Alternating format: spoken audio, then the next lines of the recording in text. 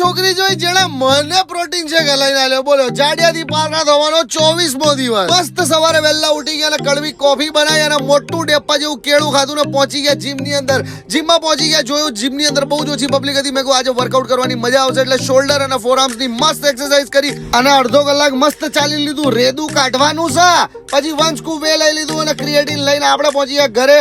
ઘરે જોયું તો મમ્મીએ કીધું તારા ઓટ શેકીને જ રાખે એટલે ફટાફટ ઓટ શેક બનાવ્યો, ગાર અને ગટકાયો. પછી નહીં ધોઈને રેડી થઈ ગયા. 200 ગ્રામ કોબી, ચણાનું શાક ને રાઈસ ખાઈ લીધા. 60 ગ્રામ મખાના અને એક નારંગી લઈને આપણે નીકળી ગયા આપણી ડેલી કોફી પ્લેસ ઉપર. ત્યાં જઈને મસ્ત એક કોલ્ડ બ્રૂ પીધી, દોસ્તો જોડે વાતો કરીને માતાજીનું નામ 108 વાર લખી નાખ્યું. પછી નીકળી ગયા શૂટ ઉપર. ત્યાં રસ્તામાં જ મારે મખાના અને 1 ઓરેન્જ ખાવી પડી અને મેં મારી દોસ્તને પિક કરી લીધી ફટાફટ કે ભાઈ ચાલ આપણે શૂટ કરવાનું છે. ઘરે પહોંચી ગયા, મમ્મી જોડે મસ્ત એલપીજી નું શૂટ કર્યું અને બસ મારી ફ્રેન્ડને ડ્રોપ કરીને ફરીથી ઘરે આવી ગયો. અને આજે જૈન ડેરીએ મને પનીર મોકલાયું હતું. એમનું નવી પ્રોડક્ટ આવી છે, 50 ગ્રામ પ્રોટીન છે પનીર ની અંદર.